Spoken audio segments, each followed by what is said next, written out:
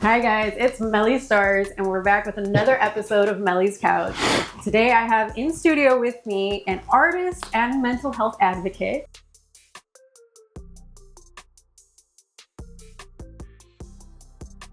Give it up for Neeky Darko. Claps. Thank you very much, everybody. There's so many people in the studio, you wouldn't know. Yeah, it's a packed studio today for Neeky. Hi. Hi, how are you? Are you well. excited to be here? Yeah, thank you for having me. I was thinking about it on the ride here. I was like, was there ever a point where I thought I wasn't going to be on the couch? Oh my god. I don't think there was ever a point I didn't think I was going to be on the couch. I just remember like when I first met you, I saw like weeks later, you know, oh, Melly's Couch. I'm like, oh, that's cool.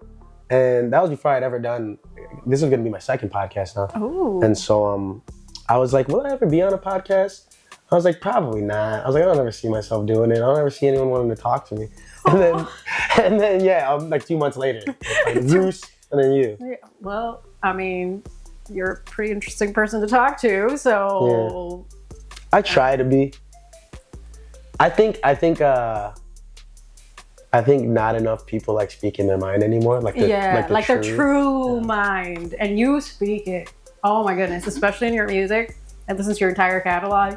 I'm like, yeah, you give zero fucks. Oh yeah, I don't care. I'll tell you everything I've done. Everything. I'm like, I know you so well now. That's why I always tell people, like, especially this is a weird way to flirt with someone, but like on dating apps, girls will be like, so tell me about yourself. And be like, go listen to my music. If you really want to know something, just go listen to my music, and then make the decision if you really want to date this person. Yeah, that's a good place to start. Not gonna lie. So aside from Neeky Darko, you have a few alter egos. Yeah. King Darko, Donnie Darko, Crashout Carl. I know I'm missing a few other ones. Crashout Carl's actually here. Is he? Yeah, he'll come later maybe, but he's in my backpack. Oh no, not in the backpack. Crashout Carl's Astronaut Darko. Astro Darko. NASA Darko. NASA. You know, like. What's with all the different? I have a personality disorder. Yeah, I think you said somewhere on one of your songs that you have like 7 different personalities. I don't. I wasn't sure. I say 7 different personalities living in my mental mansion. So it was just like a stretch. That was just me just trying to make like the hyperbolic statement that like, dude, I don't know who the fuck I am. Yeah. Like I have no clue. So you know, I feel like I've caught more of a. Do you remember Hopsin? Yes. Okay, yes. So who doesn't remember? He's one of my influences. I don't care. He sucks now. I'm sorry, Hopsin. That sounds so wrong. Why the fuck did I just say that? Ooh. All right, he's not who I like listening to now, but he was a big influence to me during like the Raw and even Knock Madness was okay. But there was something he said in one of his songs. He said, he pretty much says like, how come I know who Hopsin is, but I can't understand Marcus, which is himself. Ooh, and like that kind of always stuck with me. Mm-hmm. And I feel like my actual personality, yeah, man, I don't know. Like the only time I feel like I have a personality is when I'm playing a character. Other than that, I just feel kind of like empty. Yikes. So like, do you make these characters specifically towards like parts of you, or like? They just come. Yeah. Crashout Carl was like, it wasn't even. I was playing video games with my nephew. Of course. And I was like really fucking high off a lot of things, and I was talking shit to people on Modern Warfare, and I was like, and like my cousin or my nephew was like, bro, you're such a crash out. I'm like, yeah, I'm Crashout Carl. He's like, who the fuck is that? And I was like, me. And then today, right now, in this moment. Yeah, and then it stuck. But like really stuck to the point where like that's kind of like become my whole like another alter ego. Yeah, it's become like my whole Slim Shady part, because I never had like an other rap ego. Like it was always just Neeky Darko. And then I was like, I think there was this separation that I wanted between. I want Neeky Darko to be like more of me, right? And Neeky Darko doesn't want to like punch a baby in the face, right? But Crashout Carl can say that. And it's okay. And it's okay. I mean... And it's not okay. But it is okay. But he's not real. So is what he's saying real? Okay. I like the idea of a character, you know. I want to be able. I've written music for so long, and please don't hate Carl. Like, don't be mad at him. But I've written music for so long that everything's always just been like my personal experience in life, right? And I'm kind of done with that. Like, now that I wrote my album, it's not. You have a new album coming, so yeah. And I've been in studio with you a couple times, and then you're kind of going for a little bit different vibes, I think, on the new one. Yeah, I mean, like, on the album that's finished or written and like mostly recorded, I still gotta polish it off and finish that shit. But in that, everything was, I wanted to tell the story of my drug addiction. I wanted to tell the story of my toxic relationship I was in, and not her fault, you know what I'm saying? Like, I wanted to tell the story of toxic is toxic. Toxic is toxic. Yeah, it takes two people to be toxic. I don't even think she was toxic. Sometimes it just takes one toxic dump. But at least you acknowledge that you played a role in the toxic. Not a role, the role. The role. You know what I'm saying? I was trying to give you the benefit. I was I was a nuclear plant, you know what I'm saying? Back in the day. But either way, yeah, I was like, okay, so you told that story. I'm like, how many times are you gonna tell that story? At least right now, like, I don't have, like, there's nothing. So that's where, like, I was already talking about Crashout Carl all the time, and I was always joking with people, and then I made a feature with my friend as Crashout Carl, and I was like, okay, I'm just gonna make a whole project with it. Yeah. So, I'm looking forward to the Crashout. Oh yeah, that one's better than my album, unfortunately. Like, it's just entertainment. Because my album, like, after maybe 3-4 songs, I could imagine some people being like, all right, womp womp, keep crying. Okay, we're depressed, moving on. So I had to give Can we not be depressed? Yeah, so I had to give them something they can yell at. You know? Oh, we like yelling. I like yelling. Sometimes you just need to yell to, like, get it out. So you were learning to play the piano by ear at one point. Did you ever actually, like, finish learning, or what happened with the? Okay, it was just you were trying, and that's where we left it. We tried. I spent like $700 on this fucking keyboard, you know, and it was. I don't remember what it was. It was actually way before I even wrote the first song for the album, and I was feeling really, really fucked in my head, and I was like, I'm not creative. I'm like, my music sucks. I don't know what the fuck I'm doing. Oh no. So then I was like, let me try to get creative in another way, so I can, like, back away from this. Bought the piano or the keyboard.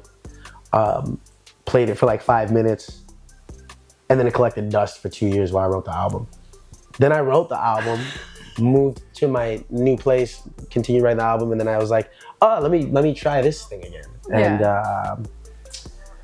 I'm not there yet. Like, as you could see through that one video, I kind of got the Diablo sample down, that Duke Ellington piano sample. But other than that, and like the first movement of Moonlight Sonata, which isn't hard at all, that's really the only thing I've been able to kind of get, you know what I mean? Yeah, to like pinpoint. So I started taking, like, you know, lessons on like YouTube and like watching like fucking literal elementary school lessons, and it's helped a lot. Like, I've learned I can navigate the keyboard at least. I don't think I can play it. This is funny because I was literally just at a video shoot yesterday. And there was a piano, and everybody's like, oh, does anybody know how to play? And I was like, you know, I played when I was in middle school. Let me see what I got. I sit in front of the piano, and I'm like, I got nothing. I got nothing. It's funny because I just wanted to point this out. My ex got mad at me the other day because she saw that I haven't talked to her in 4 years. She saw that I posted a picture, and she's like, that's my fucking scarf. I'm like, bro, you haven't talked to me in 4 years. Okay. But middle school. So you played the piano in middle school. It's middle school, yeah. And I don't remember anything. Were you able to, did you at least get to play it a little bit? I pressed buttons, but nothing sounded like anything coherent. So. Yeah. So that's that. Oh, speaking of, since he's lighting up right now, shout out to our sponsor, the Keith Collection. Yeah, shout out to the Keith Collection. I can't smell shit, but I can smell this. That's all you gotta know. It smells that good. That good. It tastes pretty good too. It tastes pretty good. There you go. So shout out to the Keith Collection. Your first song, like, that I found was Just Like You. Yeah. And it was kind of like, what I got was like, it was like about being like a parental figure. And then there's a line that you say, is money more important than my mom? Yeah. What do you want to tell me about that song? It's funny, dude, because Nando hit me up on my way here. And I was like, yeah, I'm going to see Melly. Thank you. Thanks to you. Because that was the video that we met at. Oh, yeah. And, oh, yeah, that's right. And then I went on my SoundCloud because I wanted to hear something. And then the first thing that popped up on my notifications was that Nando commented on Just Like You. And he's like, damn, bro, this is deep. So ironic that you brought it up. But oh, wow. You see how everything... That song... It was deep. I was living with my... one of my many exes at UIC. Many exes. And... my bad. And I got a call that there's also my mom was dead. that was literally the call. Yeah, I was a little like confused by what was going on there. Well, my brother called me and he's like, you gotta come here, mom's dead. That's like literally what he said. And I laughed because me and my brother are kind of morbid, as you could tell. Yeah. And I was like, shut the fuck up. Yeah, like, good joke. Yeah, haha, April Fools. And he starts kind of crying. He's like, I'm like, bro, funny joke, like stop. Yeah. He's like, Nick, come to St. Alexis. I'm like, so and I look at my girlfriend and she's like, what's wrong? I'm like, my mom's dead. And this is the girl I went, like we dated in middle school. We dated through most high school. So she's looking at me like, what the fuck? Yeah.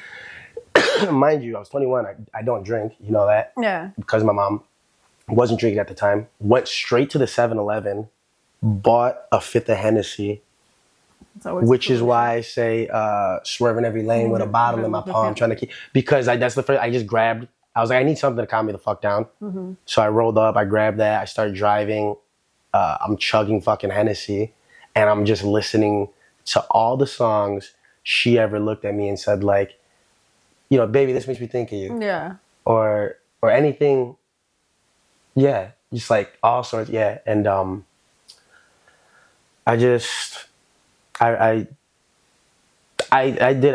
don't really know what else to say other than me and my mom hated each other for a while. Like we're really like I could tell there's a lot of animosity between y'all through like your music. There was we're best friends. Yeah, but I know that now the relationship is different from my understanding. And yeah, she comes to all my shows and like we love each other. But like at this time, we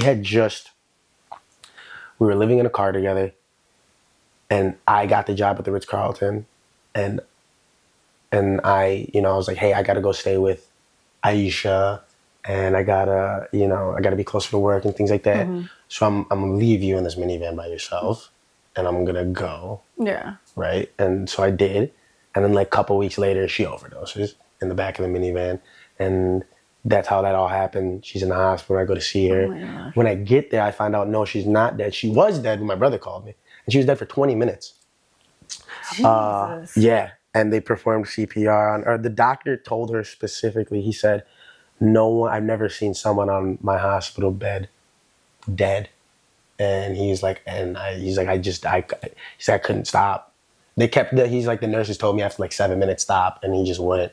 And he got her heartbeat going again. They put her in, like they cooled her body down, which was fucking weird. What the And fuck? they put her in a coma, and they're like, look, her heart beats, but, you know, she was dead for 20 minutes, and we doubt she's going to have any brain function. Yeah. And they're like, so have that conversation.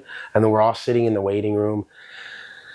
And, you know, my brother and my sister, and they're like, yeah, like, you know, we'll take care of her and blah, blah, blah, blah. And I looked up, I'm like, shut the fuck up. We're not going to let mom do that. No. So I was like, in my head, my mom was dead. I was like, and even if she comes back, it's not. She's practically dead. But no, yeah. When she woke up, she was completely normal. She just had blood clots in her legs. So like now she has a really bad foot and leg, but like all of her brain function, all of her memory, everything was completely normal. Wow. So, but during that time is when I wrote the song. No, of course. Yeah, and I was at work, and I don't remember what I just started writing, Like with everything in my life, if I feel it, I just write about it. You just write, yeah. It's like your music is like your venting. It's like your diary almost. Yeah, I mean, if you go to my house, my coffee table has like 50 notebooks. And every day I'm writing in one and I'm filling it up. And I just that specific time, I remember thinking like I was mad at my dad because I was like, where the fuck are you? Yeah. So that was the first verse. That was for him. I was like, dude, you're an asshole. So, you know, thanks for that. But and then the hook was me trying to tell. I was talking to both my parents in the hook. Like, you know, I was telling him, I was like, I hate you. I was like, but I'm just like you. And then I told my mom, like, I love you. And I'm scared that you're gonna die. And I'm scared I'm gonna die. Because, and that's why I said at the end of the verse, I was like, because she was still, we didn't know what was gonna happen. Yeah. And I said, you know, just give me the call. Like, let me, like, when they say you're dead, I'll come follow you. I'll go with you. So that was like my mind state at the time. I was like, I don't want to live anymore. And like, that was like the realest it ever got in my head. Yeah. And that's why I said, is money more important than my mom? I was off for 2 days staying next to her, and they're like, if you don't come into work, you know, like you don't have a job. And I went, and when I was driving back, I was like, really, bro? Like, you should just lose your job. Fuck them. But yeah, I got very lucky when my mom died as far as work. They were very understanding. My manager was very understanding about the whole situation. So he gave me way more time than I was supposed to have. And then even when I did go back to work, he had like backups. He's like, if you can't handle it, I have people on standby that'll come in for you. Like, if you can't make it through half your shift, go home. Like, there's people who are going to come in. So I got very lucky when my mom died in that respect. But I mean, I understand that not everybody. Isn't it hard to think like, oh, you're lucky that you got the time? It's like, fuck. It's like, this should just be. That should just be the standard. Yeah. That should be the standard, but unfortunately it is not. So that sucks. It is not, yeah. They don't give a fuck. I'm blessed to be a part of a union. So my mental health gets taken into accountability a lot. I try my best not to take advantage of it at all. Yeah. Yeah, union helps a lot for somebody like me, because I love my job and I want to work hard. Shout out them for always being there for me. Fuck HR, they're assholes. Shout out my main boss. You know, I mean, he's my boy. He's taking very good care of me, and I love that man like a father. You know, my boss, I wasn't even in the union yet. I wasn't even considered hired. I was still like 20. I was like 20 days into my probation period, and I called him, and I was like, I don't want to work for you anymore. Please just take my job. I don't want it. And he's like, bro, what are you talking about? He's like, this is a good job. It'd be good for you. He's like, everyone likes you here. You're doing a really good job. I'm like, no. I'm like, bro, you don't know what my life is like. I was like, you don't know how I feel.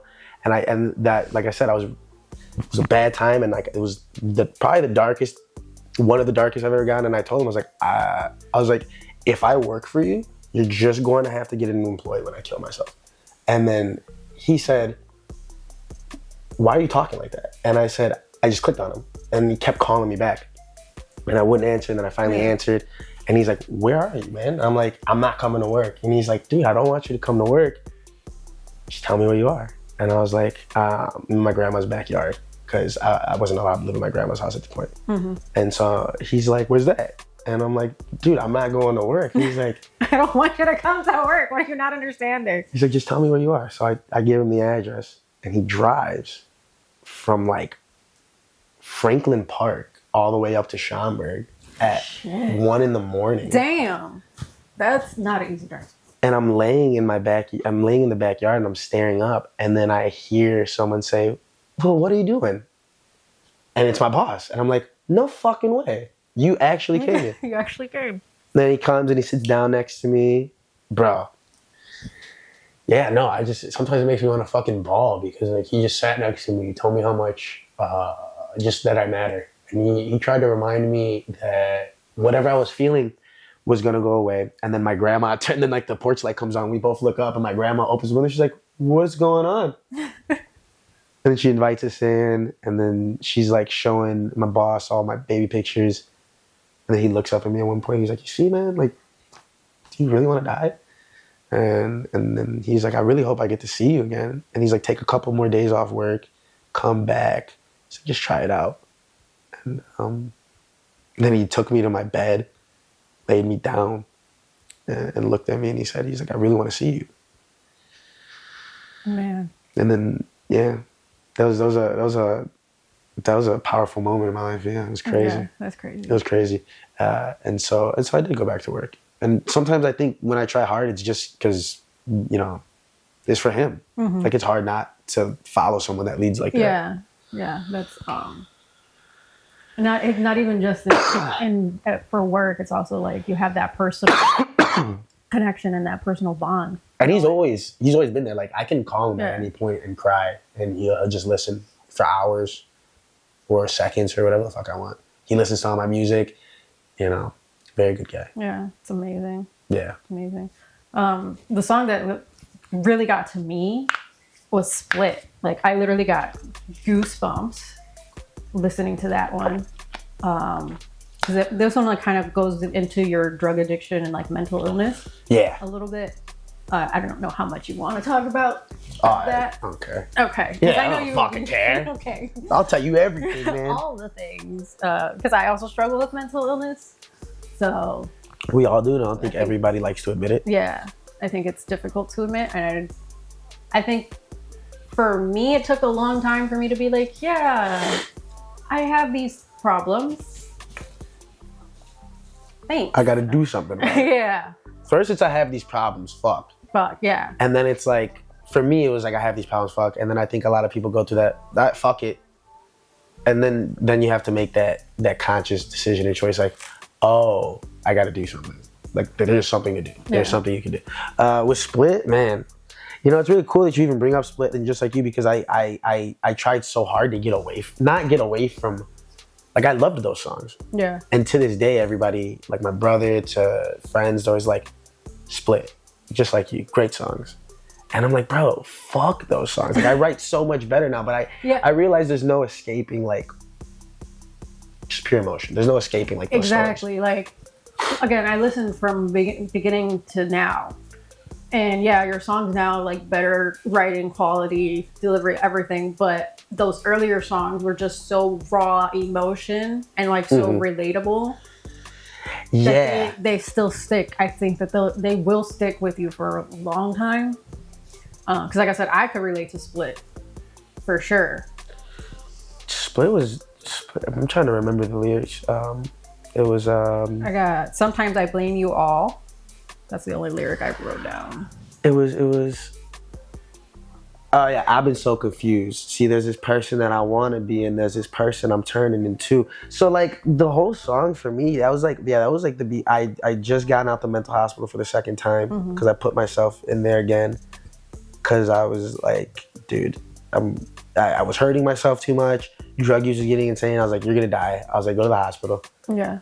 I went to the hospital. I stayed in there for a couple weeks, and you know, that's where I was like writing Split, and I was writing Loose in there, or Empty, Split and Empty, and yeah, no, that song was, you know, it's I'm just trying with a lot of my music. I'm just trying to really give like a good introspective, or not introspective, a good. I just want people to look into my brain. Yeah. Go ahead and take a look. Maybe it'll be relatable, right? Which it is, which is great. And if it is, like, that can help people. So I guess that was all I was trying to do. I was like, let's make people feel like they're not alone. Because that was the first time I ever wrote something like that. Because just like you, even though it was deep, like it was just a personal thing I was going through. Yeah. Where this, I was like, maybe more people are dealing with this. So let me like just be honest about it. And I guess I just wanted to be transparent with myself even. And when I say, I'm talking to my family and I say, sometimes I blame you all. And I've gotten over that. Yeah. But it's hard not to blame the people. Okay, I'm not gonna put their business, but me and somebody else in my family, a lot of times we have the same diagnosis. So we sometimes get into these like these moods of like, it's all their fault. Like, it's all their fault. It's all their fault. Like, they're the reason we're fucked up. Because sometimes, and it's not like, and we know obviously like genetics and trauma and like we understand the logical aspects of it, but sometimes it's hard to not blame. your family. Like, it's your fucking fault that I'm this fucked up. So how dare you judge me? Or like the things you showed me, right? Yeah. Because I say, you know, can I say that all you taught me is how to do drugs and party, cocaine and Bacardi? Like, yeah. Because that's how I felt. I was like, the fuck did you like, no one taught me how to work hard. I had to teach myself that. The only thing I was taught by my family is like, yo, numb your pain with drugs, fight, yell at people. Like, I hate that my fight or flight instinct is always fight. Yeah. I'm trying to get better at just walking away from shit, but that fucking, it's just kind of programmed in you, which doesn't mean you can't break it, but sometimes a family, you can't blame them, but you can't say that they didn't. Yeah. It's hard because it's like, you're like, okay, yeah, I take accountability for the fact that I have this thing, but it's also hard not to blame you because part of it is your fault. I said, can I blame you for setting this example and never teaching me how to be a man, right? It's pretty straightforward. It's like, can I? Maybe. I won't anymore. It takes a lot of fucking strength, let me tell you, to like... And then also I think sometimes it's just like, why do I have to break this curse? Like, why do I gotta be the strong one here and get out of it for everybody else, for the future generations? Why is that on me? For real. It's like, aren't I the youngest? I mean, at the point in time, whenever the fuck this is, at least I was the youngest. Yeah, so it was just, split. It was Yeah, that was my first music video, too. I don't know if you saw it. It does have a video. Yes. And that was the first one. And like, everything in the video, the mask is, I made that in the hospital. The pills that I'm holding are the pills that I got given for the first time. Like, all that shit was very like, you know, I wasn't like, I really tried to put a good video together. I don't like the whole performance shots. I don't like the way music videos are going now. Yeah. Shit's really pissing me off because all everyone wants to do is like, I'm gonna rap at the camera because first of all, you're not that good at it. And a lot of times it feels forced. It feels forced, yeah. Like, you look at the camera, you're like, I'm tough, man, and I'm standing in front of the skyline or like the lake. Get the fuck away from the lake. Get away from the red line. We've seen it. That's why I shoot all my music videos in my house. No one's seen that. So it's like a different place to people sometimes. Yeah, it is. It is. I mean, the more recent stuff we've put out has been in your house. Yeah, I don't... Very low key. I don't like that fucking... That running gun, let's rap in the camera. It just feels so... It feels forced when I do it. It looks forced when other people do it. Yeah. I will say it works sometimes, but like, I just don't think... I want to go for that short story format, that short film format more than anything. Because I got it from Steve-O. That's one of my big idols. I know, Steve-O. You said it in a different song somewhere. Where is it? Where is the Steve-O I looked up to reference? niggas like Steve-O and Mac Miller. Yeah, I think it was... I can't remember what song that said Steve-O. I would have slapped Drake for this beat too. Yeah, I looked up the niggas like Steve-O and Mac Miller, Yeah, just a Slim Shady baby. So the reason it's called I Would Have Slapped Drake for that beat too is because, not a lot of people know this, 0 to 100 was made, it was either made for P. Diddy or P. Diddy wanted that beat. But Drake used it, and that's the reason, supposedly, he slapped the shit out of Drake. If that is true, I don't know if it is, I would have slapped him for that beat too. Hell yeah. It's pretty good. It's like, bitch, I said I wanted that. I'm Puffy. Yeah. And we know what Diddy's done. Yeah, I mean, no, yeah. We're not condoning Diddy, but I do condone slapping somebody. See, sometimes you just gotta slap somebody. Yeah. Slap a motherfucker. But yeah, good song. That was like one of the, I wrote that one on purpose. I just wanted to like get away. It was one of the first times trying to get away from all the emotional shit. Yeah, I was like, definitely. I was like, put something in your catalog that's not fucking depressing. And then you also said Mac Miller in there. And then you have What Would Mac Do, which was like a Mac Miller tribute. Yeah, it's a Mac Miller tribute project. Wait. I think if there's anyone, like, I grew up listening to Eminem because I was a Slim Shady baby. And I could tell. Eminem was actually like my first introduction to hip hop. So a lot of to us, rap, yeah. A lot of us. People still tell me all the time that they love Eminem, and people always compare me to Eminem, and I'll always take that. I could see the influence. Yeah. Sure, yeah. I like being compared to Slim Shady over Eminem. Not there's anything wrong with Eminem. Yeah. I would hope that when they're comparing me to Eminem, they're talking about the Eminem show. I would hope that when they're comparing me to Slim Shady, talk about Slim Shady LP, right? I would hope these things. I don't know what people think. We don't know, but. Mac Miller helped me write this album. Mac Miller, like, maybe it was the DMT trip. Oh, that's always helpful. Maybe it was just my ex-girlfriend loved Mac Miller, and I just didn't despise him. I just didn't like him because I didn't know why to like him. I never really listened to his music. All I had known about was Blue Slide Park and Loud and Donald Trump and Frozen Pizza and Kids. So I'm like, yeah, cool, but like you're just a frat rapper. Not true. Okay. Not true about Mac Miller. Mac Miller's a fucking genius, right? And I didn't know that. So when he died, my girlfriend wakes me up. She's like, oh my God, Mac Miller died. I'm like, bitch, why are you waking me up? Like, and I rolled back over and went to sleep. Now, I'll get high on mushrooms and cry about the fact that I can't go to one of his concerts and shit like that. Like, it just does to show you, you know? You never know. Yeah, you never know. But yeah, he helped me tremendously. Like, just watching him be himself and watching his evolution. And, you know, that's kind of why I wanted to make the project. Because I was like, look, man, you've done so much for me. Let me remind people, which no one needs to be reminded, but let me remind people that you're still fucking awesome. So I specifically tried to grab beats that he made, whether it be like Rain or Mellow High, or I don't know if he made DDTs on DMT and LA, or if he made suplexes and complexes and duplexes. I don't know if he made that beat. But I do know that those are some of my favorite beats of his that I wanted to put them all together onto a little tape and call it, you know, What Would Mac Do? Because, you know, what would he do? Yeah. Would he slap Drake? I feel like everybody would slap Drake. They should. Everybody should. Sorry. Not a Drake hater. I'm just saying. Everyone should slap Drake, and everybody should take DMT once. There you go. Best advice I've ever heard. Just once. Just one time. I know someone, I'm not going to say their name, but I've heard a story about them that they never did any drugs or psychedelics, and they went to Peru to have a ayahuasca journey, and that's kind of got to be some of the most boss shit ever. Oh yeah, I feel like I also have heard this story. Yeah, I think we know what we're talking about, but I don't know if everyone knows the story, so I'm not gonna say who it is. Not gonna say but you know who you are if that's true, and that's fucking awesome. That's awesome. That's pretty. That's boss shit. Yeah, not a lot of Yeah. Not a lot of people can say that they did that, because most people I would think that would ever take ayahuasca have done lots of drugs before.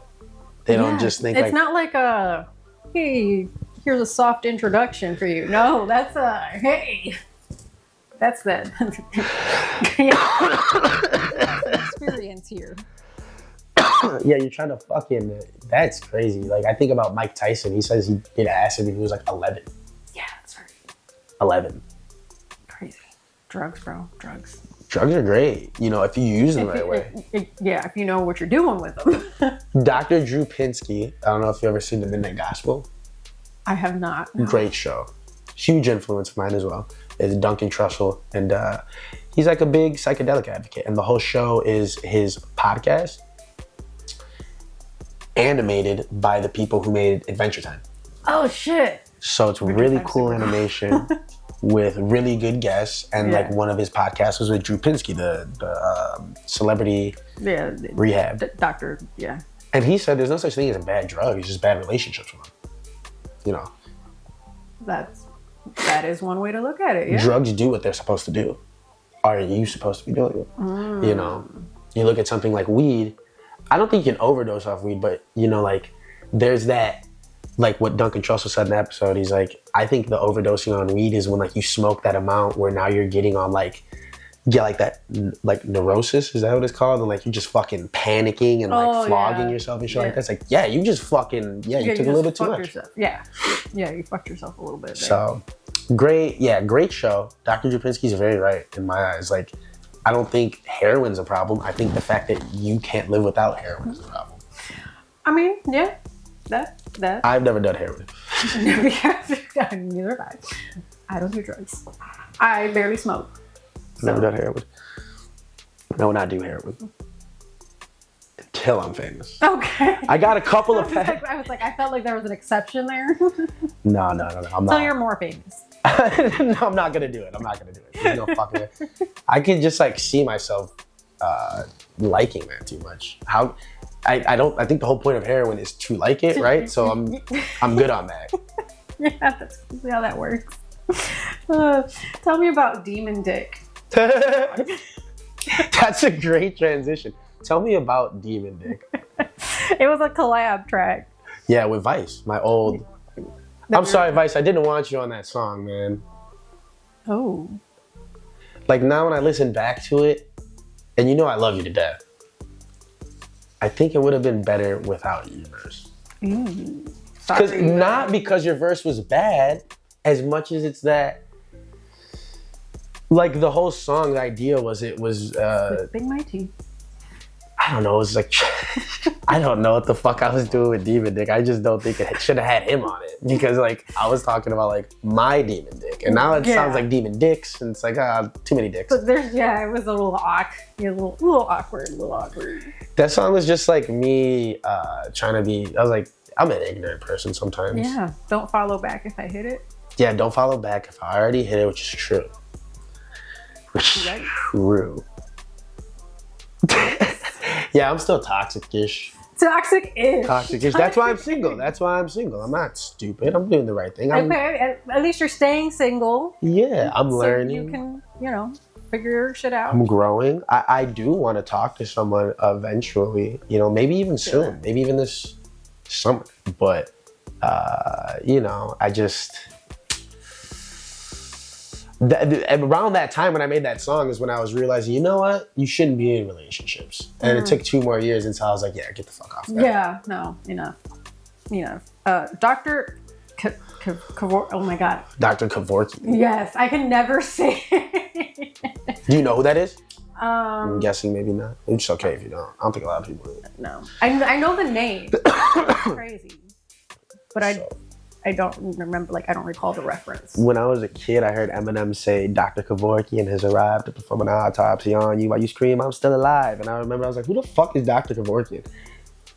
And forgot about that. And then one day I was like tripping off acid. And I was like, Dr. Kevorkian. I was like, who the fuck is that? So I Googled it. And Dr. Jack Kavorkian was like, they call him Dr. Death. They call him a lot of things. Oh, yeah. See? Dr. Murad Jack Kavorkian. Yeah. Dr. Death. Dr. Death. The moment you said that, I was like, I know who that is. Yeah. He's, if you, I don't know if you could hear it, because luckily enough, the fucking crowd at that fucking show February 10th for Too Good was so fucking loud. I don't think anyone got to hear the skits in between my songs. No, I don't think so. That show was fucking insane. Yeah. I was like, holy shit. That was my favorite show that I've ever got to be a part of. I think, like Too Good, Lazy, and Hooli, they did a great job with it. I'm happy that I got to be a part of it because... it turned out really well. Like I said on another podcast I was on, I don't like the open mics too much anymore. I'm not talking about Too Good open mics. I really enjoyed that. But for the most part, the open mics are starting to feel like, because they do competition too. I like that. Mm-hmm. I like how Dream Street does their competition shit. The giveaway, something like that, that's nice. But some of like the open mic culture now is just very like, man, I just don't think we should be paying for open mics. I don't think that's what an open mic is. That's a closed mic. Like with Too Good and stuff like that, it's different because it's a competition. Yeah. So like obviously. But like Love the Hairpin, I don't know why we were paying $5 to go on the mic when we were at Hairpin, because I love Hairpin. I love them deeply. Yeah. They're done now, which is why I'm happy to talk about it, because I have no problems with them at all. I just don't get like making us pay every Wednesday and we're coming and there's a good like 40 of us, sometimes 50 of us. Yeah. Like it just seems a little like prey-y. Yeah. Because let me say, a lot of the people that were on that stage weren't ever really going to go anywhere but that stage. And so it seems like you're just trying to prey on the people that need to find stage time. I don't think we should be paying for open mics. If you want to... Yeah, I don't think so either. $100 giveaway? Fuck yeah. Make us pay $10, $20 because we're putting in the pot. Yeah. Studio time?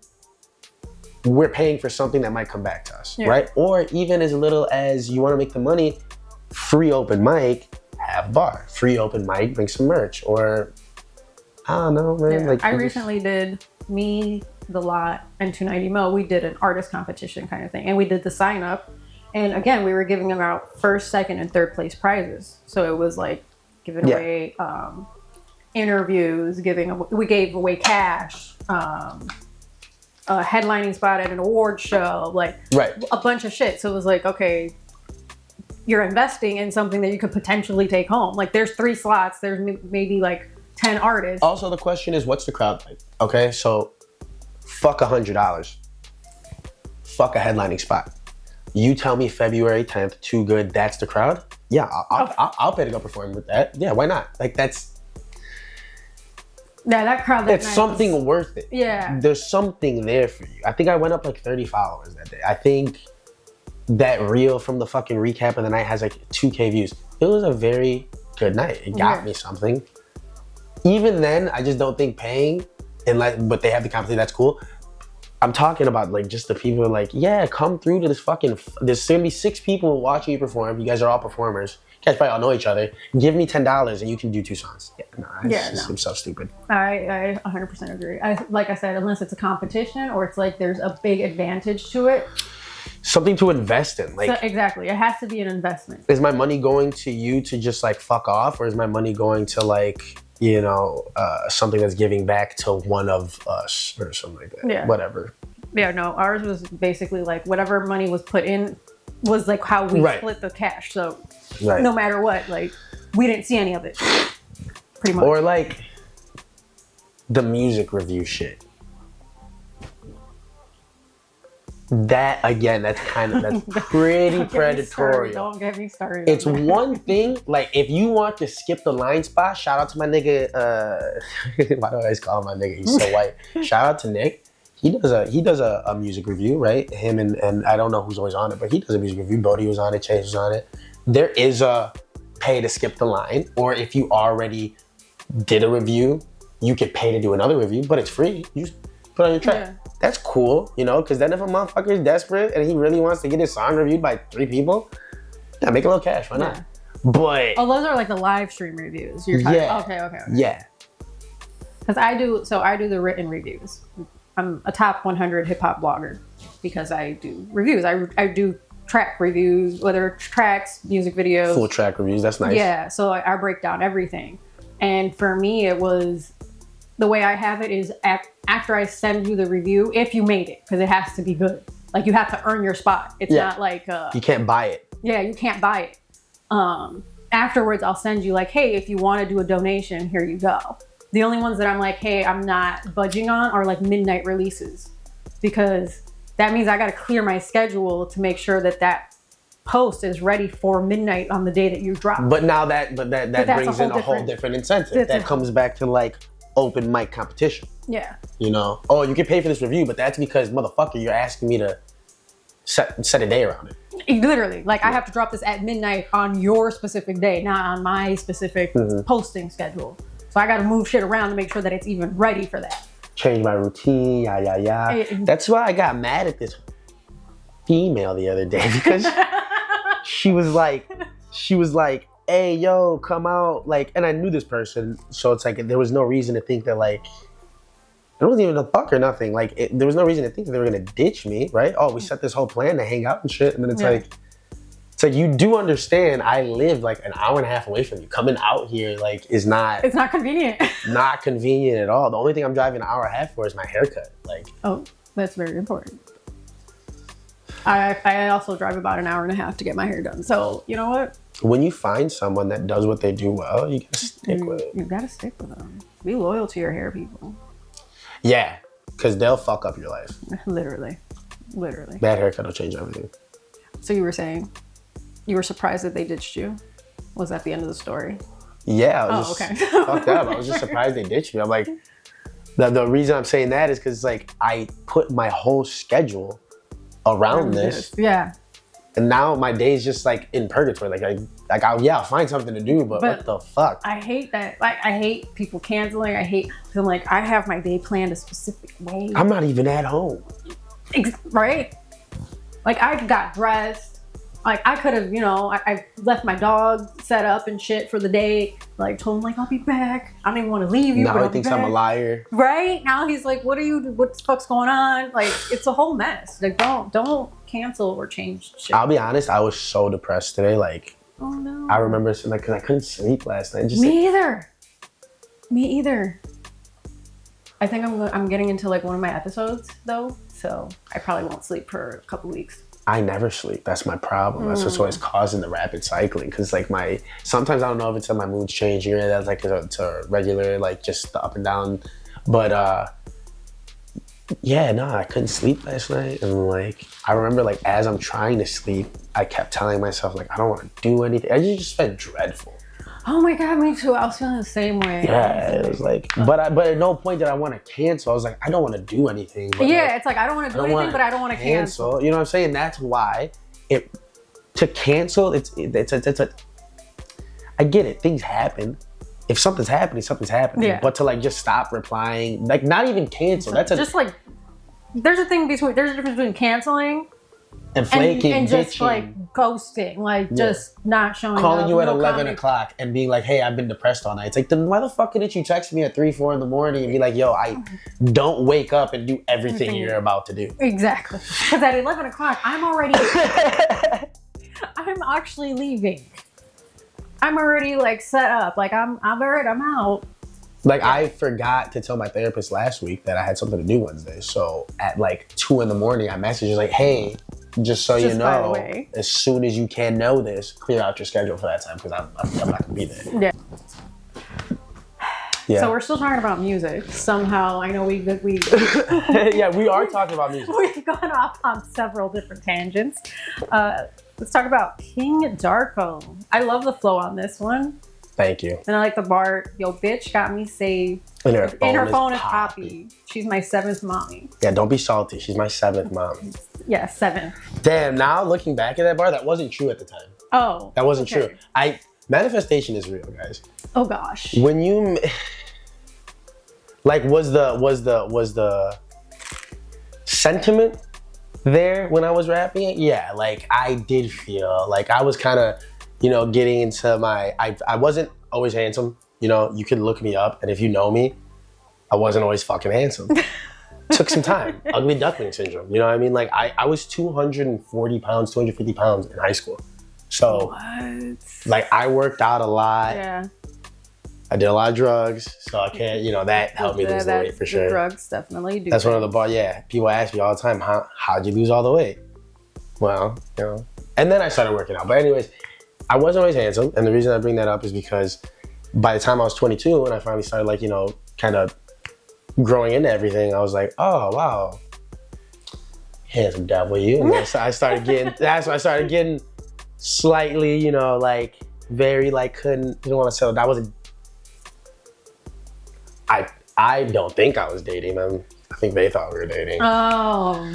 Okay. So, like, that's kind of like where that mentality and, like, the sentiment came in. But then, unfortunately, I kind of talked all that into existence because then I kind of turned into this fucking, because I was like, I was validating these thoughts in my head. Yeah. And I was kind of like, they can sound pretty cool. And then I was like, well, you can't just, like, talk about it and not live it. Not live it. Oh, okay. His G Herbo's song is cool if you didn't really walk him down with the Draco. Is my song really cool if I don't really have 7 mommies in my phone?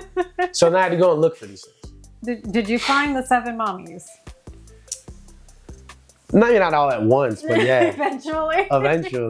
Eventually. I love that song. It was kind of another one of because before that, my catalog, other than the things I did with my friend Braxton, who, great guy. Hate that we fell out, but great guy. And other than, like, 1 or 2 features I had with him, all my music was just empty. Just Like You, Split, what was the other one? The Real Me, things like that. Yeah. And so I actually, King Darko is a lot sadder than anyone thinks it is because, like, I was like in a very deep psychosis. Oh, jeez. Yeah, and when I say psychosis, I mean, like, anyways, like I was crying about how I don't have any creativity, and I was like in this rage. And this is something that's actually going to be completely acted out on stage for my when I do like my 30-minute set at Sub T. Yeah, I'm going to kind of. Everything starts with King Darko. Like everything started there. Ooh, like okay. What Neeky Darko is, there was no Neeky Darko. Yeah, there was. It all started right there. And I remember so that was like the true beginning. Yeah, and I was crying and going crazy, and I was like losing my mind for lots of reasons. And then my creativity started coming into question. The whole imposter syndrome thing. I was hating myself, and then like one night I was legit like that's one thing. This night is something I will show everybody one day, but that's even something I don't like talking about. And I was freaking out, like legitimately freaking out to the point where like my girlfriend was like calling people to call me and talk to me and calm me down. And then I turned on YouTube, and the beat for King Darko was the first beat that popped up because they know your algorithm. They know there's beats popped up. Clicked on it, heard it, and I started writing. And like got me out of everything, like writing it out and like all that rage and all that shit. But King Darko, man, yeah, that shit was, as much as it is one of my favorite songs, when I look back at the backstory of it, I'm like, holy shit, a lot of your music, even when you're having fun, it just comes from a place of fucking anger. You know? Yeah. Speaking of anger, the next song, 4 hour. Wow, four. Four. Okay. Which I regret naming it that way. Yeah, I wasn't sure how to fuck say it. If you keep flirting with death, then you might expedite your path. You know, I feel like that also goes into the anger aspect of you. Yeah. That was a good bar, bitch. If you keep flirting with death, then you just might expedite your path. And like for me, I was getting at this. That song was like a mixture between me talking to the girl that I was, because I wasn't the most honest with her, but I was also trying to be very like, look, like I don't want to date because I'm not in a good mental space, and I'm just not going to be able to give you the kind of a person you need in your life. So in that song was like the kind of opening. It was almost like a kind of playful but also like serious jab, because she listened to all my music and I wanted her to hear me saying like, look, like more metaphorically, I never would ever, I would never wanted to put my hands on this woman. She was a great person. She was so sweet. But like, I was just pretty much saying like, dude, you're with the wrong person and you keep flirting with that, you're going to expedite your past. And I don't mean I was going to do it. I mean like, she was starting to get into drugs. She was starting to like live my lifestyle. I'm like, no. Like, that's not good for you. Don't do that. Let's not go there. And then it was also like, it was an angrier version of Split. That was, I was like, nah, yeah, it is your fucking fault. Yeah, you know what I mean? Like, this is all your guys' fault. Actually, you all suck. And I hate everyone. Next up, Point 45. Yeah. You were rapping in Spanish at one point. I don't do it too often, no. Yeah, I was wondering because I don't think you did it on anything else, just that one. Yeah, I think that's the only track I have out that has any Spanish. I mean, like nowadays I do it a little bit more often, but soy de peligro, nació con mis tíos, amigos, no saben de Nico, llámeme Elio, máscara puerte, me llame Mysterio. So like,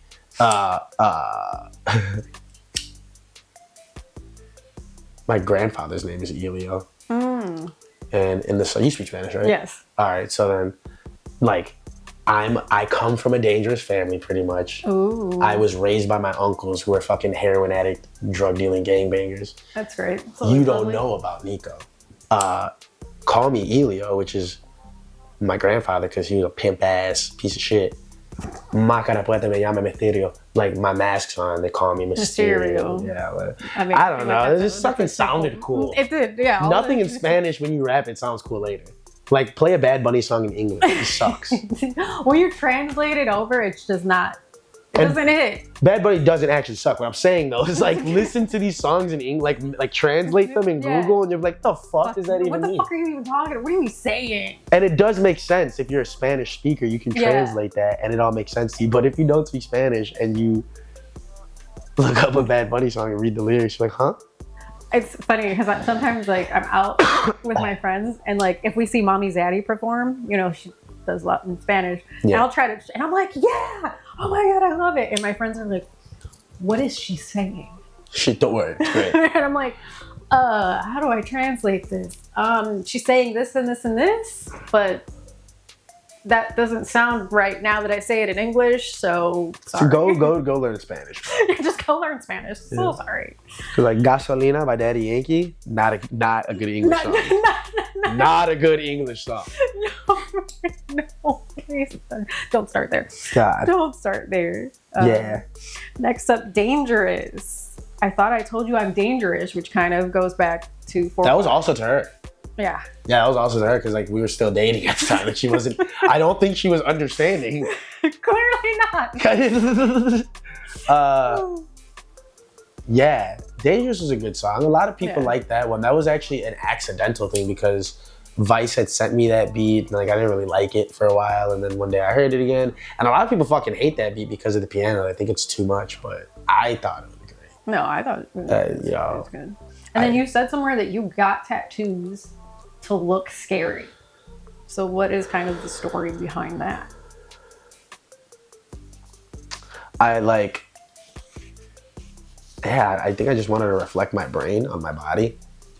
Like the goat on my chest is, wholeheartedly it is because I'm a Capricorn. It is because a lot of people don't know this, but you know, my mother was born in Cuba, and when she was born, she was like allergic to, like, she couldn't drink my grandmother's breast milk. She couldn't drink oat milk, she could drink goat milk, we found out later, but she couldn't drink anything. And so they're pretty much like, she's gonna die. Like, just take her home and do whatever. Cause like, it's Cuba in the fucking 70s or 60s or whatever. Yeah. And so my grandma bought a goat cause that was like the only thing they hadn't tried yet. And that worked. And that's the whole reason my mother was able to survive her infancy. And cause she was like, what, lactose intolerant? No, like I don't know what the fuck it was. She was like, because that was my uncle's same in Cuba. He couldn't drink like the regular cow milk and stuff, so they had to get him a goat and do the goat milk. Yeah, what the fuck is that? Is that lactose? That's just lactose intolerance? Yeah, that's lactose intolerant. Okay, so they didn't know what the fuck to tell my grandma. They're like, death. Death, yeah. And this she was back in like the 70s, 80s maybe? No, like 60s. Like I think my mother was born in 62 for us it was like... Oh, yeah. I get you. So yeah, I'm assuming back then it's even worse for y'all because they definitely didn't know what the fuck it was. Maybe not. Maybe they didn't. Maybe who fucking knows? I just know that when my grandmother tells me the story, she's like, we didn't know what to do, and like we just thought you were gonna die, so we gotta go. So they bought a goat, and my mother literally fed off the like my grandma would leave the door open, and my mother would start crying. The goat would jump onto the bed, she says, and lay next to her, and my mother would suck on her nipple. I'm like, oh, okay. Okay, that's one way to do it. That's one way to get COVID, like whatever the fuck. And so that's another big part of the goat. And I'm not stupid. I know that when I put a goat on my chest, I asked myself before I did it, I was like, what kind of reaction is this gonna get or message is it gonna send? And then I told myself it doesn't fucking matter what message it sends because I know what I'm doing and it's gonna be dope as fuck. And it is gonna be scary, and I knew that. And I did design the goat to first of all, it's a goat, it's not a ram, but I did design the goat to resemble a more, just a darker energy. I'm not a Satanist, which is a big question I get all the time. I'm not. I'm agnostic, actually. Valid. Do I want wholeheartedly to believe in that God exists? Yeah. I was raised to be Catholic. I mean, Cubans, I feel like we just are automatically raised Catholic. But my family... we're not really like, they don't look at anything else besides... Or Santeria. And like, that's what my family did. And like, so that was another thing that always kind of blew my mind. My parents, like, one was Santeria and the other one was Catholic. So it was like, it was a little divided. Yeah. But I knew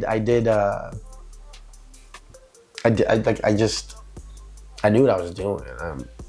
If it's offensive, whatever.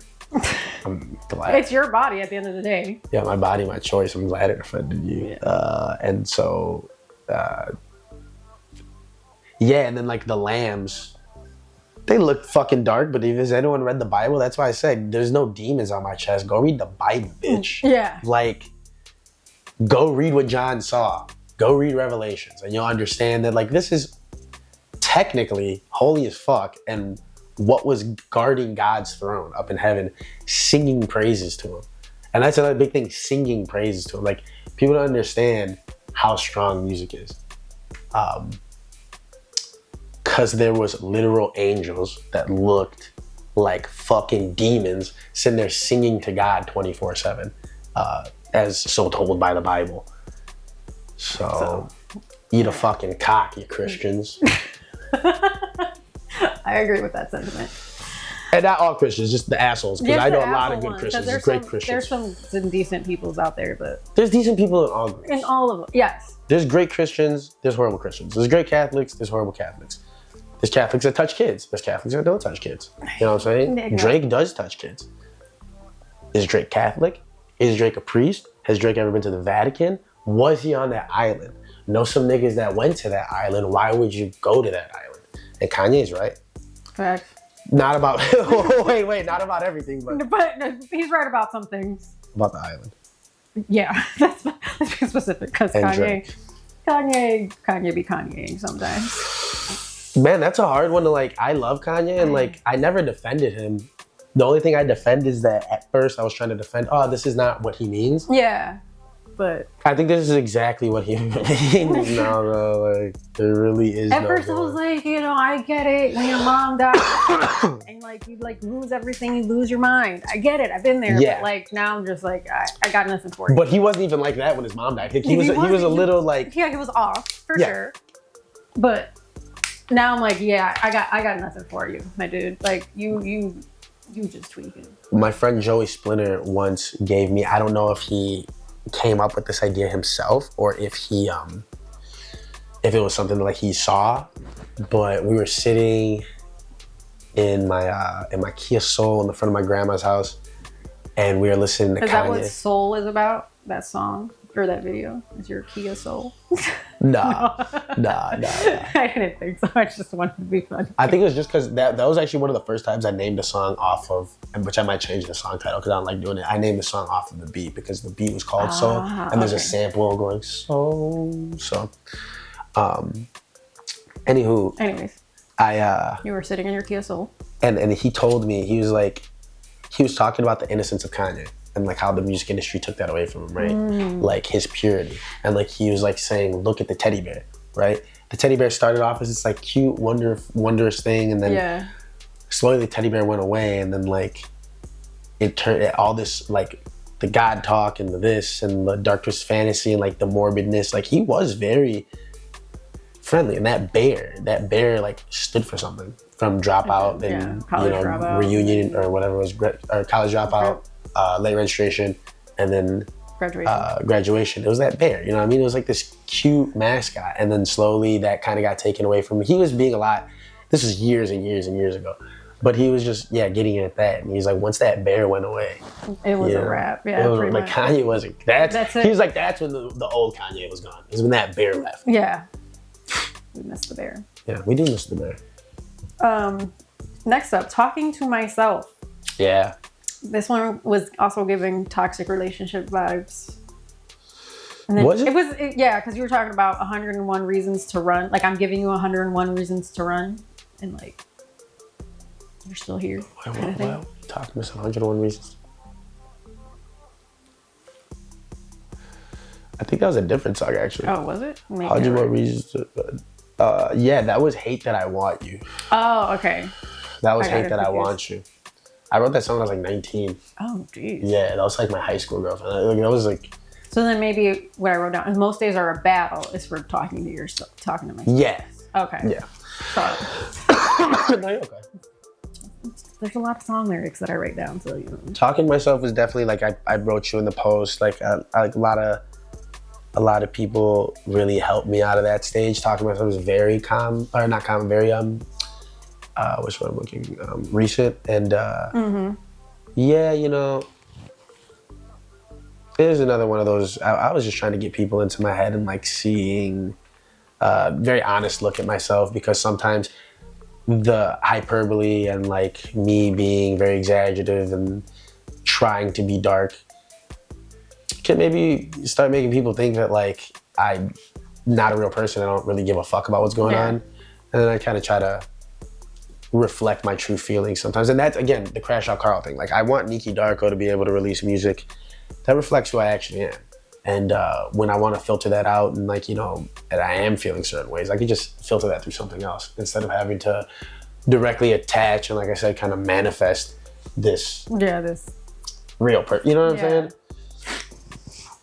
saying? Loser mix. Loser? Yeah? Is that what I wrote down? Loser? Yeah, I put really weird titles on SoundCloud. Yeah, I know. I do that on purpose. This is like my favorite song. That's all I wrote. It was like, it's my favorite song. I like it. You were very vulnerable. Thank you. Next up, Cobain Migraine. Sheesh. Cobain Migraine. You get it, right? Yeah. Yeah. Do you get it? Do you get it? Do you get it? I have a Cobain migraine. Yeah. It was, the original song title was Courtney Love gave Cobain a migraine. Jesus. Because she killed him. Even if she didn't pull the trigger, it's your fault, bitch. Yeah. I should have kept that one. Courtney Love gave Cobain a migraine. Yeah. Wow. Wow, that just changed my perspective on life. Because that was a dark time of my life. Clearly, because you were like, now I hate who I am and I don't see it changing. Well, I thought I was losing everything. Like, I got suspended from work because I had a really bad episode and like, you know, did some really bad things, and they're like, go get help, you can't come back until a doctor clears you. Yeah. And then I was like miserable and like, God damn, this I am such a fucking, I'm such a basket case. Yeah. And so I was sitting there and I was writing about it. And that's kind of where What Would Mac Do came up, because I asked myself, what would Mac do? And I was like, he'd write. He would express himself. So then that's actually a Mac Miller beat. It's called the Jesuits or something like that. It was off his Delusional Thomas album. I think that song was just me trying to really let people know that kind of I like to timestamp things with like Split was me blaming everyone, or me kind of being open about like, look, I'm fucked. Yeah. 4 was me blaming everybody. Loser was me blaming myself and kind of admitting that like, look, you're causing all these problems. You kind of got to change something. And then Talking to Myself was where I kind of started trying to show the inner dialogue, like exactly like I am trying to get better. And then Cobain Migraine was like, it's not working. Yeah, it's not happening. It's not happening. It's not happening. Then last up, Crashout Carl, like the song. Yeah. We talked about Carl himself a few times. Fuck a consequence, never thinking about tomorrow. And then you have like a video for this when you're on the couch smoking. Yeah. As you are right now, thanks to the Keep Collection. It's really good. I haven't been able to smoke recently because everything feels too harsh. I feel really high. I have coffee because I'm a little congested, but no, like this is the smoothest I've been able to smoke all week. Damn. Like, swear, like this has been really easy. This is making me happy. I was worried that when I got on the couch, I wasn't going to be able to smoke because I like smoking. Yeah, but thankfully you were able to smoke. Yay. Yeah, very, very big thanks. You did a great job. Yeah, thanks. The Keep Collection. Love you. So yeah, Crashout Carl, that song. What do you want to say about it before we move on? With Crashout Carl, that was his birth. I figured. Now he's getting his whole album. Right.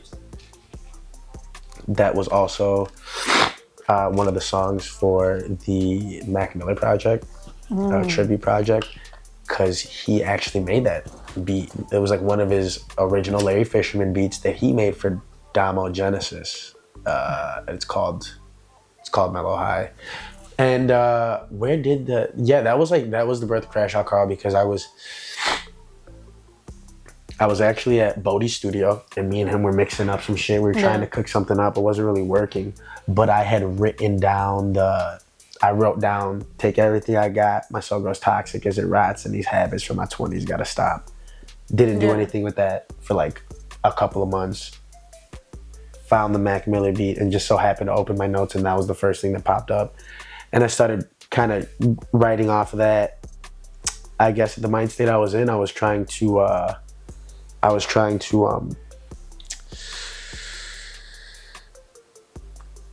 kind of like Cobain Migraine. I was like, guys, this isn't working. And like, I can't, but I was also trying to I was trying to own up. I was trying to kind of talk. I don't know if I was talking to Neeky or if I was talking to Carl or if Carl was just talking, but just admitting to the fact that, dude, you're really, you're doing work, you're taking small steps forward, and then you're just fucking somersaulting backward, and you gotta get hold of it. But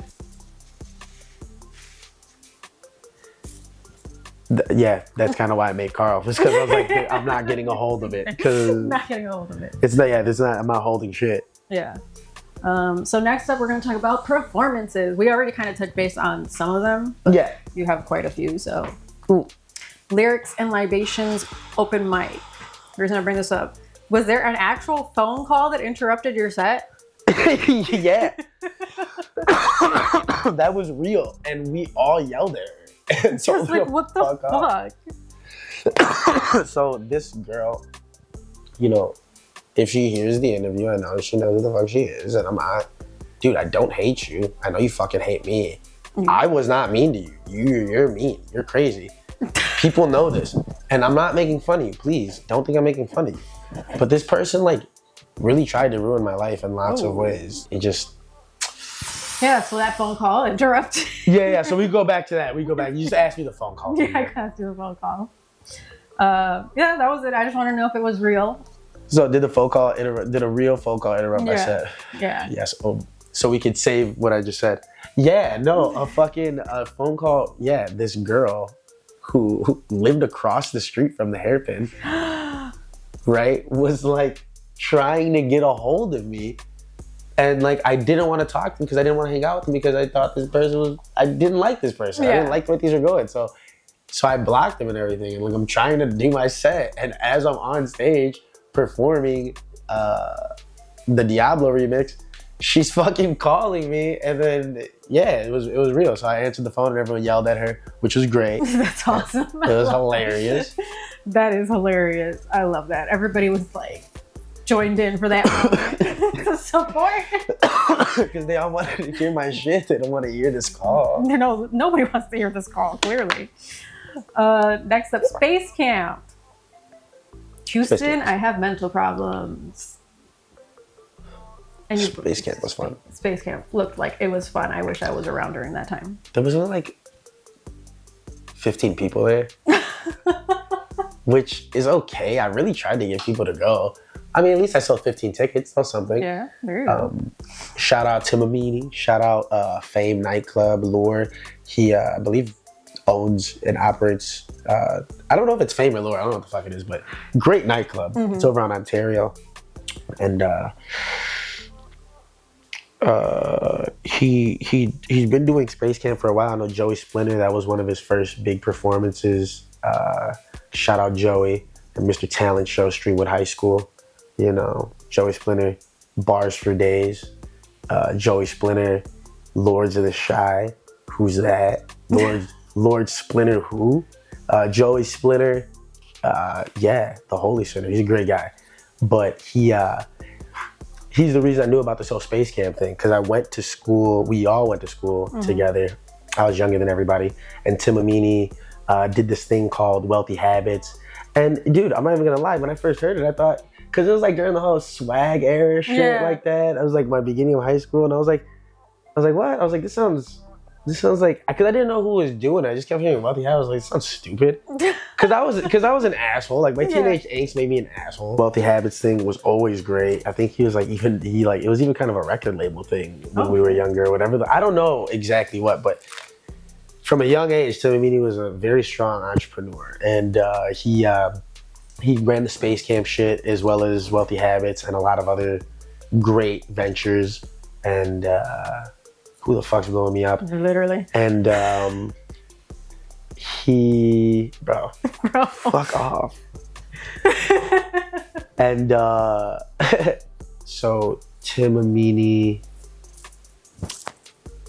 put up a flyer that he was looking for artists, I believe, for Space Camp. I think he was looking for DJs. But I was like, hey, can I perform? And he said, yeah. And he gave me a little 10, 15 minute slot.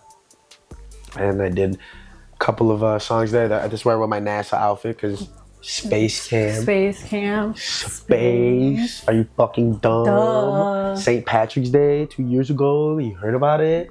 Duh. 1 year ago. Whatever the fuck it was. Great show. 2024. Yeah, okay. So last year. Yeah. Great show. He did a great job. I don't think anyone was there that I didn't know. Like, it wasn't a club atmosphere I performed for at all. But I'm still glad he let me do that. And, you know, because of him, me, my family, my friends got to have a really good time. He gave us a couple of bottles. And even though I don't drink, I still partook. In the celebratory. I fucking regretted it the next day. I'm sure you did.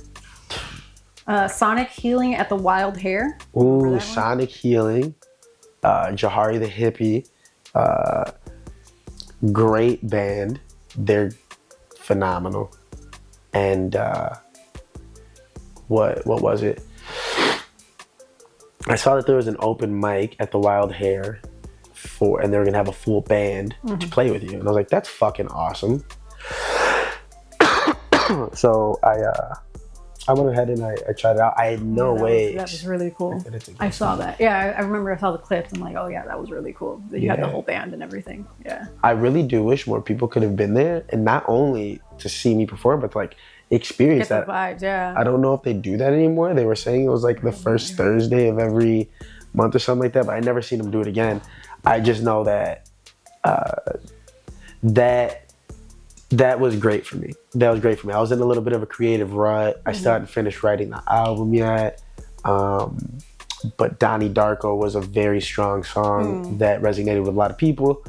Because Neeky Darko, that's again, like with the whole split timing, that was another place where I realized, and I wanted to get something for that on the album.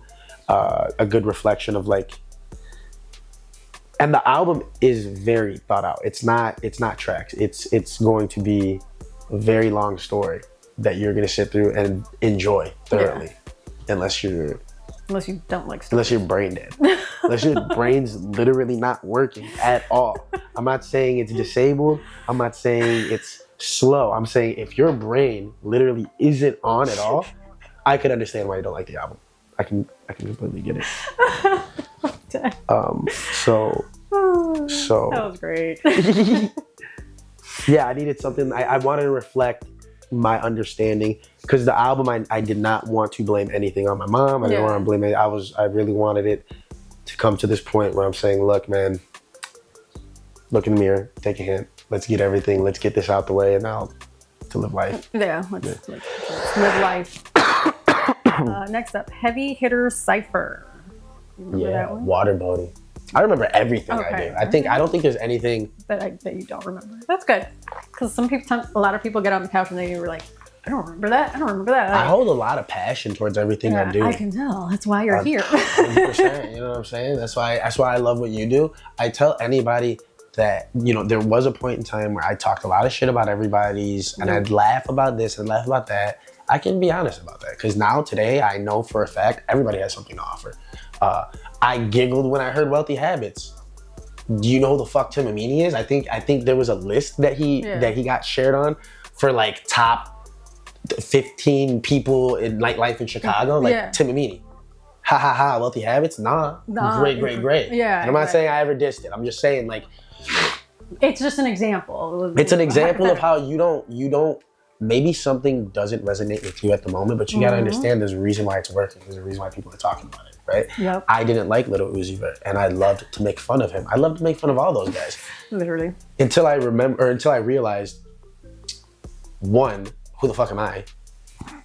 Like, even today, who am I? I'm grateful enough that somebody wants to sit down and talk to me. Like, there's nothing special about me. There's nothing special about the fact that you make music. That's not what makes you special. I make music because and if you feel special because you make music, I'm not talking shit. Like, you should.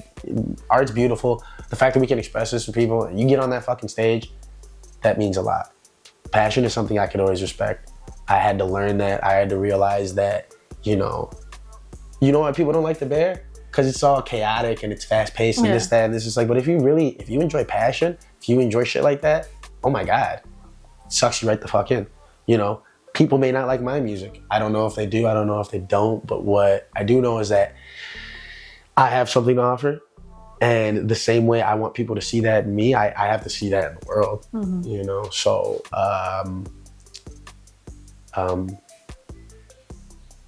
don't remember why I was saying that. Because of the Cypher. We were talking about Heavy Hitter Cypher. And oh yeah, and I just remember. I remember things because I care about it. But the Heavy Hitter Cypher was that was Waterboaty, which is funny because I thought he hated me. Oh my God, no.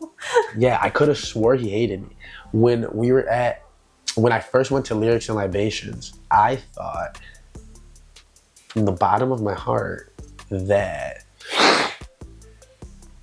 he because I came up to him to give him my music, and he shushed me. He was like, and I'm like, whoa, open mic DJ, no fucking way. Like, why you gotta be so mean to me? It's just the open mic, calm down. And I thought he was mad at me, and I took that very personally. And I wasn't mad at him necessarily. I was like, fuck this guy. I guess he doesn't like me, whatever. And then I would try to interact with him, and it kind of felt like. And now that I see Waterboaty, the dude, he loves everybody. He's just reserved. That's just who he is. And I remember seeing a picture. Now I looked at my phone. I find this picture of back in Lyrics and Libations where Waterboaty's behind me, fucking freaking out for my lyrics. Me and Waterboaty have gotten so close. Oh, that's awesome. So me and him are super close. And that was one of the beginnings of it because he invited me to the Cypher, and I was like, oh, you respect me, you like me, you want me to come perform for your Cypher because you think I'm good enough for that. And the whole time I thought you just thought I was another fucking open mic artist. Yeah. Next up, Love Jam. Shout out Lily. I think it's seasonal, right? Seasonal, yeah. Were they seasonal at the time? I don't know. Next up, Tim Perez and Friends, March 2025. I was supposed to go and something happened and I don't know, and we're here now. What? Tim Perez and Friends, that show? Yeah. Wait, what? So you said Tim Perez and Friends? Yeah, that I was supposed to go to the show. Oh, yeah. Go and yeah, how was it? I really enjoyed that night. I wasn't in the best place. That was one of those days. I just wasn't there mentally.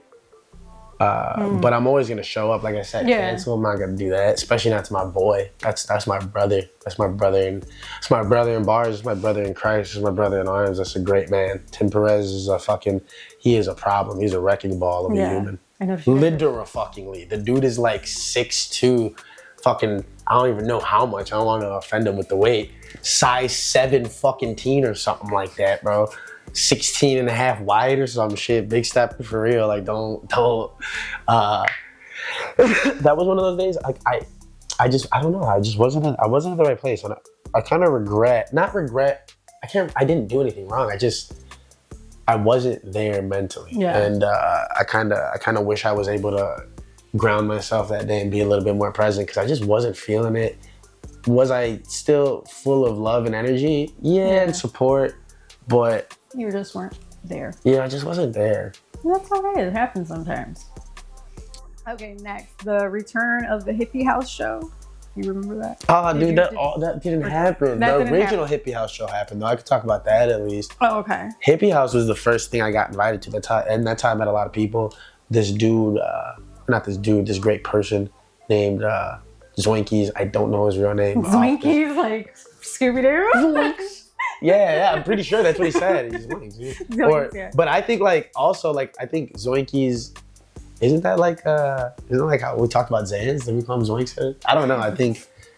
No idea. I know you say zooted. I don't know, but Zoinky, off the Zoinkies, or OT Zoinkies or Zoinkies. Look, great guy. He saw me performing at Lyrics and Libations, and that's something I always got to remind myself of, and I always try to tell people like that are, trying to progress at all and like think there's no opportunity out there. Something as little, as a hairpin, even though I didn't at Lyrics and Libations, even though I didn't like the idea of having to pay for it, things like that. They did give me a free featured slot once. A couple of other, they're very nice and great people, but they did have a good community, and the people that went there were great people. It was probably one of the more friendlier open mics. A little too friendly, because I think we need a little bit more Apollo show energy in this bitch. Like, motherfuckers, I can't contradict myself, because passion's passion. If you get on the stage, I'm proud of you, and that's always commendable. But some people need to be able to be told you gotta work. Yeah. You know what I'm saying? Maybe not you can't get on stage, but you do need to work. You need work. Yeah. You need to be a little bit more honest. And so Zoinkies, I met him through there, and he was one of the first people that ever introduced me to a crowd that even asked me to come perform. So that was fun, and it was a complete house show. And I met LSD there. I met quite a few people. Great time, real great time. Good shit. And then this wasn't like a performance, but like kind of the elevated chapter Cypher. That you guys like recorded it or whatever. Yeah, Crashout Carl, Bagman. Yeah, because the first line that you said was, "That pussy smell like my wart." Yeah, I'll see that hoe in court. Yeah. Definitely giving Crashout Carl. Yeah, that was Crashout Carl for sure. They put it on. No, it was Neeky. Neeky said that. Neeky said that. Yeah, I don't even know. I wanted to be outlandish.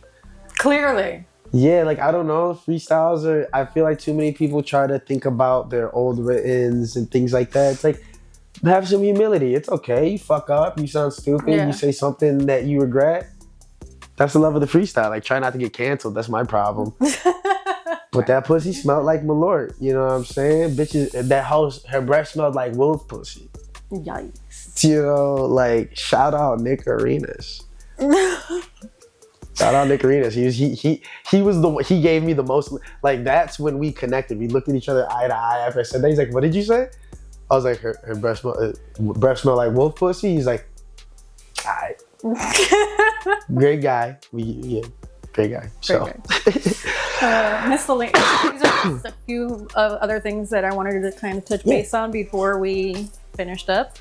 Ruze Radio. Yeah, great guy. Okay. Great guy too. Seems like everyone's great. Everybody's great in your life. I love that for you. Yeah, I love that. No, hey, there's no such thing as I can think of some bad people. I mean,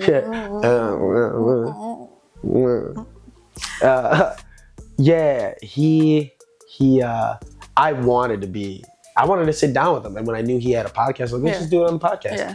So he got me in right away, and that was a lot of fun. It was not focused on art, which I love focus. I wanted to do this. I've never done this before, but with him, it was just a lot more like, let's talk. And I like that. That's why I wanted to get on it with him, because that was it was a good introduction to something like that. I felt a little nervous doing it. Yeah. He's a very talented man. He's a professional mind blower. Oh. Yeah. Professional. Professional. You got to go see him. Performs great, acts great, talks great. It was a good time. He was very accommodating. He had a nice tray. Yeah, it was nice. Nice. Yeah. Shout out Oscar, his dog, and his cat. I don't remember the cat's name. Shout out Oscar. Oscar was great. Oscar was great.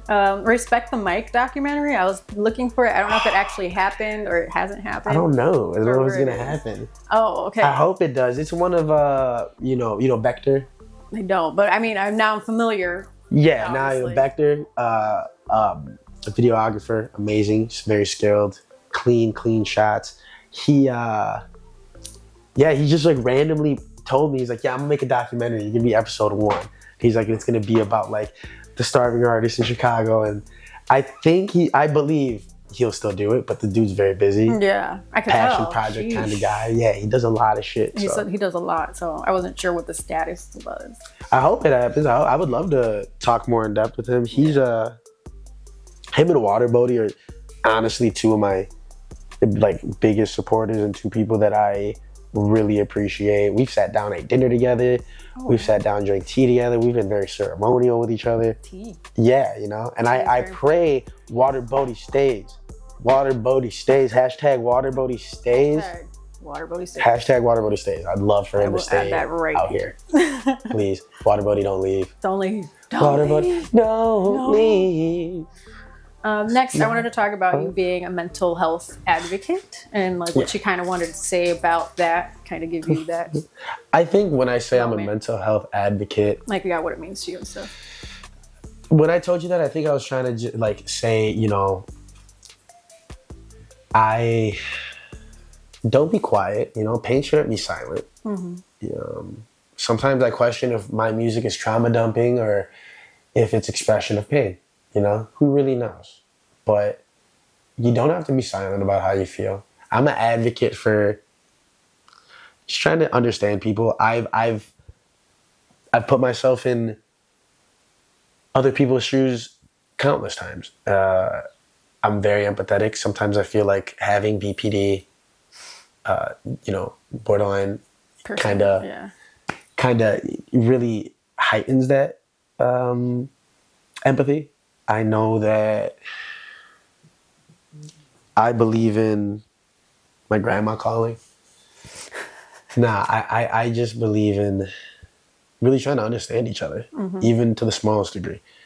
Your pain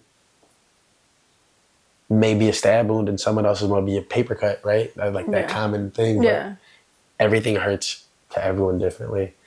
You know, I'm an advocate for staying on the phone. I'm an advocate for what my boss did. I'm an advocate for men that just don't know who to talk to or don't know how to talk to. You know, I get told from my brother all the time. You know, like the other day he tried to hug me and then I kind of like brushed it off. He's like, oh, I forgot you're not affectionate. And like, I was like, no, you know, I got to be a little bit more and I got to kind of re-engage that part of my life because I'm an advocate for us loving each other. Yeah. Love doesn't have to be fucking about marriage. It doesn't have to be about sex or about admiration. And I mean, yeah, it has to do about admiration. It has to do about just love for each other. Yeah. Like, I believe in cooking for your friends. I believe in, you know, saying I love you to your friends. I believe in... For me, whenever, because I don't cook, so just put that out there. Gotcha. If we're friends, I don't know. We are friends. I think we're friends we're at the this bestest. point. Yeah. I think you're great. That's why I invited you. I'm an advocate for people like you, right? Aww. For doing something better. I'm an advocate for all that. I'm an advocate for mistakes, because that's how we learn. I think what you do is amazing.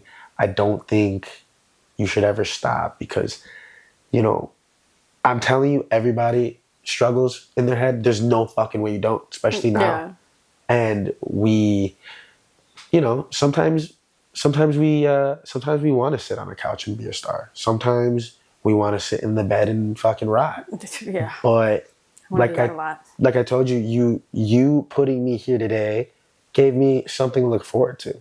And, you know, not saying if I didn't have this, I wouldn't be here. Right? But like at the same time, sometimes it just takes little things, little nudges, little, you know, a smile or a call or how you're doing that will really change everything, you know? I know that when some people leave us too early, we all ask ourselves, you know, well, what could have happened? What could we have done? And you know, there is no real answer for that. But I know that something that can definitely help without us knowing, you know what I mean, is the small acts of affection, reminding someone that they matter. And it's hard for us sometimes. I don't know. I guess we just got bad at it, but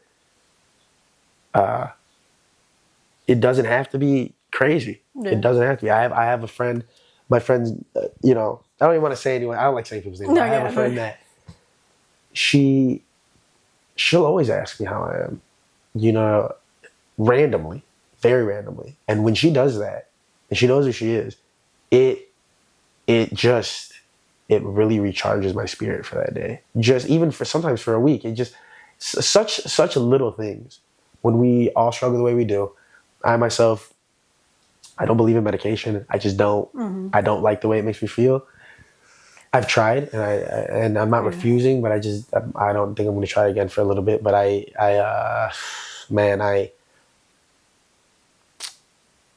do think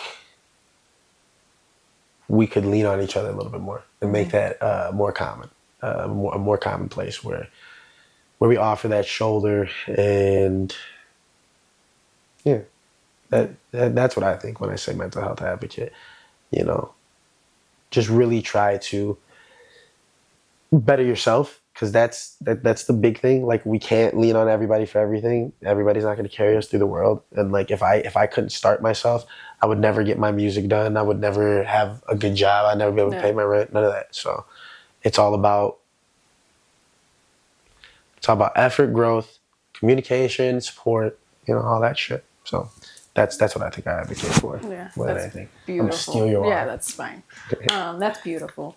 So another thing to look forward to is your album or your projects dropping. Not sure if it's what you want to say to the people about it. I don't even know what I want to call it. I always wondered. Project, album. Yeah, I wasn't sure what you were calling it either. I think the album is just, it's definitely something that I want to give an open look into my soul. I one of the things I idolized about Mac Miller so much was how relatable and just unapologetically him he was. I feel every word people like him and old Eminem and old Kanye said was so reflective of their actual soul and what they felt. Like, you could hear it. And that's why I wanted to come off with the album. I just wanted to be who I was. I wanted my art to just... it wasn't even about art, honestly. Yeah. I want to be a writer. But I say it wasn't art. Writing is art. It wasn't even about music. Music, okay, yeah. It wasn't about art. I understood, but I just didn't process what you was like.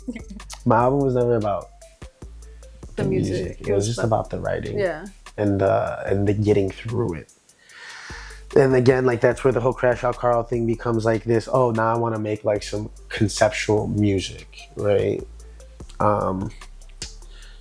It's just a big story, and it's very, very influenced by the BoJack Horseman show. Ooh. It's very influenced by Mac Miller.